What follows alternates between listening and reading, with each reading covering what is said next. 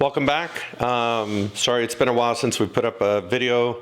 We've changed our location, so I'm now a Texas PA. And sorry for the mess, but we're still settling in here. Anyway, for those who are new to the channel, my name is James Kimber. I'm a physician assistant and founder of Physician Assistant Mentor Online, bringing you the best tips and tools you'll need to successfully get into a PA program.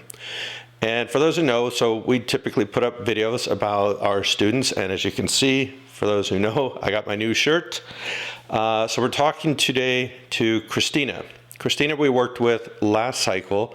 We worked with her on her personal statement, her supplemental essays, as well as her mock interview preparation, and she was accepted into and has already started at Florida State University. She started, I believe, in August of this year. But I'm going to go ahead and let Christina tell the rest of the story about how she got in and the process. If you want to know how you can be successful getting into a PA program, contact us for a free consultation. It's right on our website. You can sign up and we'll contact you and explain our services. But again, I'll let Christina tell the rest of the story. Thank you. Okay, well, welcome back. And today we're talking to someone who got in last year to a PA program. She's already started. And she's agreed to talk to us about what she did to get into PA school. So if you go ahead and tell us your name and what school you're attending. Yeah, I'm Christy, and I am going to Florida State University's Physician Assistant program. Well, congratulations. So how's that work-life balance going for you so far? That's funny. We don't have any balance. It's off school all the time. Yeah, I mean, you and I were just talking about this earlier ago. I just had to bring that up. Well, mostly we just want to know about your process getting into a PA program. So let's go ahead and start with, why did you decide to pursue the path? I mean, you're kind of a non-traditional student. You'd done a few careers prior. So tell us a little bit about that. I am non-traditional. I worked a little bit in healthcare administration, doing things like insurance billing, chasing people down for their overdue payments, translating insurance to people because a lot of people don't understand it, running offices, that type of thing. And I also worked with horses. I got miserable working as in healthcare administration, miserable. And I decided to go back to school, and I started undergrad with just the assumption that I would skate by with like a C average, if I could even do it at all, and end up in medical sales. And I quickly learned that I was pretty good at school, and found a clinic and got exposed to the patient care side of things, which led me down the path of pursuing a PA career. Wow. But what is it that, I guess, what stood out to you as far as PA? Like, why did you choose that pathway? Yeah, I'm non-traditional, obviously. So, time is a big deal. It allows me to kind of get into practice a little bit sooner, and it gives me, more autonomy. I was a medical assistant to get my patient care hours, and you don't really get a whole lot of say in the process. And you don't really get to learn a lot about what you're doing. So you may do something but not know why. And that part was frustrating to me. So a PA kind of allows you to have that autonomy and practice sooner, which was a win-win. Good. So since you mentioned medical assistant, is that how you obtained all of your hours, or did you do anything else? Yeah, all of my hours were as an MA. I volunteered at a couple of clinics, and we saw patients without insurance, and they were below the federal poverty line. So, and I think that may have contributed to it as well. It was all volunteer, so it really allowed me to see a different aspect of medicine. Everybody was there because they wanted to be, and the patients were, usually very thankful to be there. So it was definitely a big part of the reason why I chose to pursue this. And then as a medical assistant, did you do the traditional, did you go through training, or did you just pick up a job as a medical assistant? I did not, because it was volunteer. We got kind of on the job training. I was there for 3 or 4 years, I think. And eventually, you kind of do on the job training for other people and kind of progress like that. We really try to encourage that with a lot of other applicants because we know that you can get a job even though you haven't been through some official certification. It's just either finding that place that will take you on, and you have to be a little proactive about that, getting out there and looking for it. But they do Yeah. exist, and people will train you. It's hard. I would recommend it though. I mean, getting the certification is definitely great. And I went through CNA training, but certification for an MA is expensive and time consuming considering Is. you're not going to use it long term. Right. That's the problem. I mean, realistically, what you need to know, the programs are very long and expensive. So it just personally doesn't make sense. We try to encourage our applicants to just go out and get these jobs on their own. So when you did your undergraduate, were you able to get all of your prerequisites done? I did. I got all of my prerequisites and then some that were required. Different programs require different things. So I just chose to cover all my bases. I looked at the prerequisites for all the programs I wanted to apply to and made sure that I met all of those and kind of then some. So what did you have the most difficult time with as far as the prerequisites? Organic chemistry too. Least favorite class ever. And then what about the GRE? I know like a lot of the programs in Florida require it. So did you end up taking the GRE? Yeah, I did. I took it, I think in like March or April or something, the year I applied, studying for about a month, just kind of in my free time and worked through like a GRE book. And that was plenty. Took it once, did fine. Took it again, did even better. So I think, working through the book was plenty of preparation. Right. Okay. What about, was this your first time applying? Was, thankfully. Okay. Right.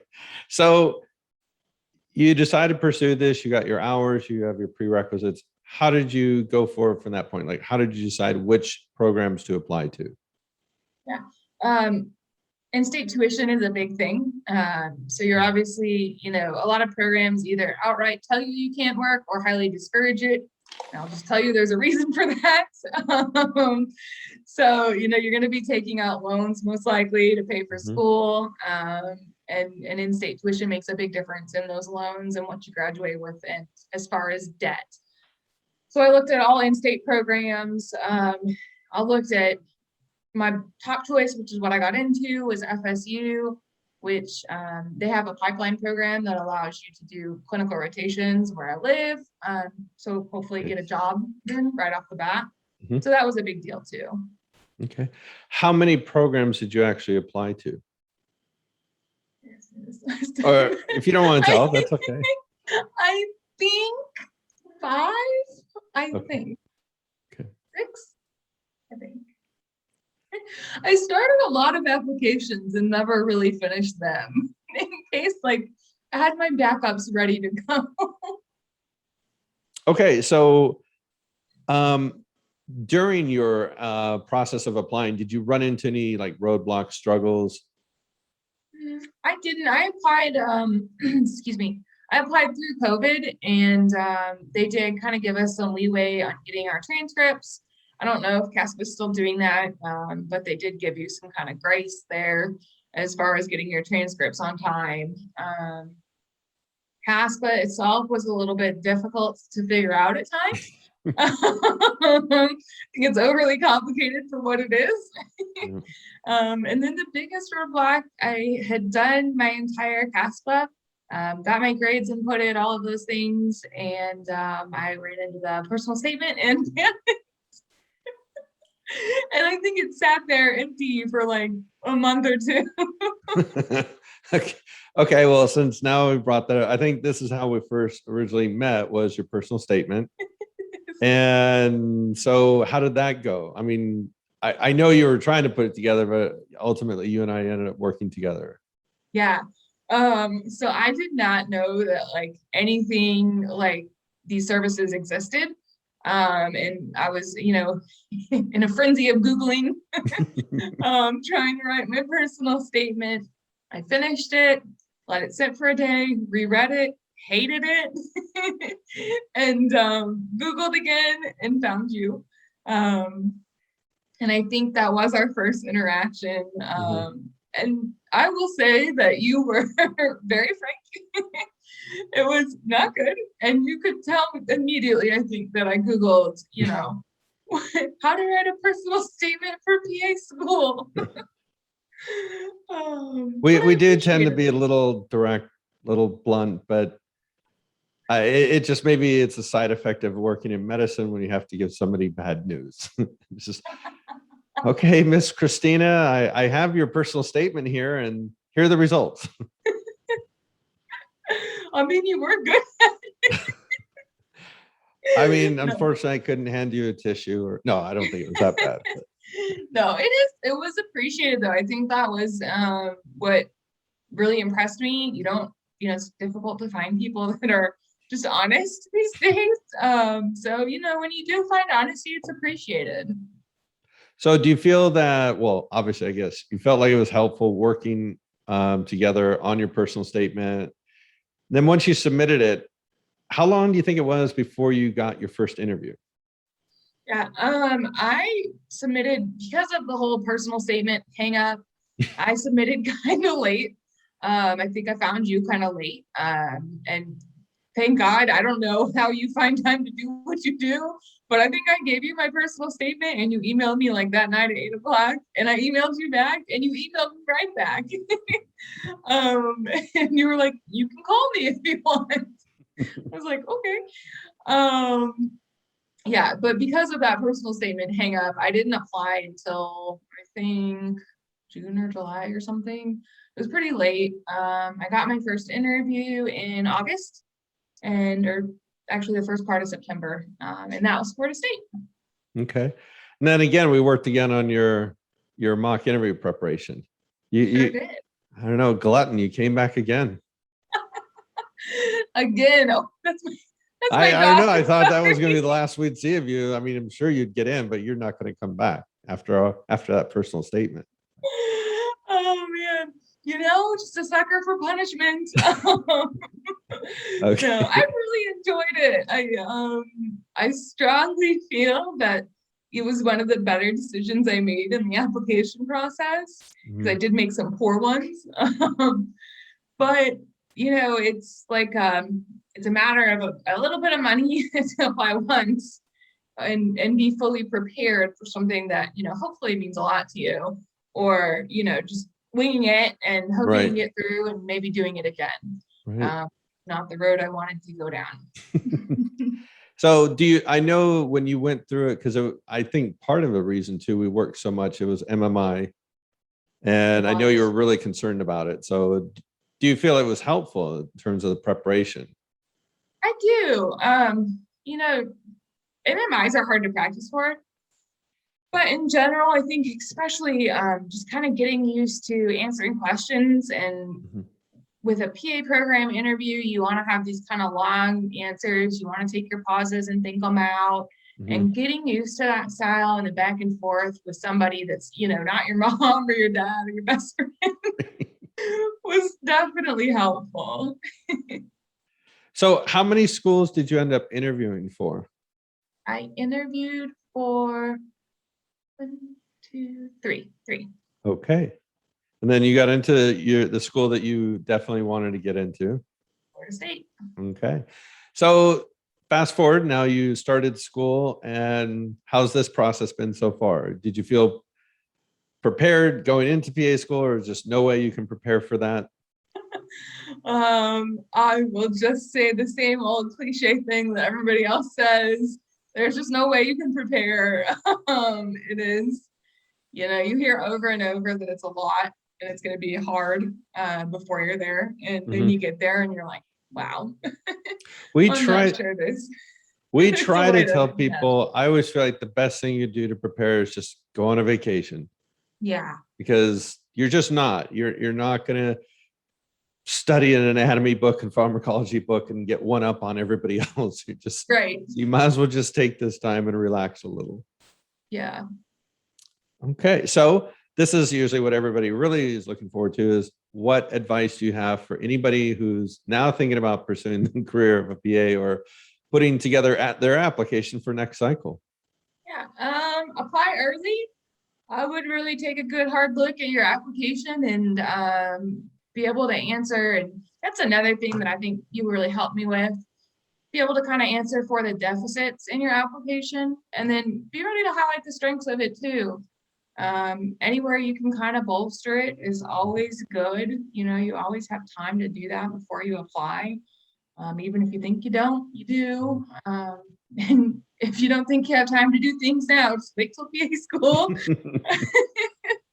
But other than that, just, you know, prepare, really, really prepare. It's something that you don't want to have to go through more than once.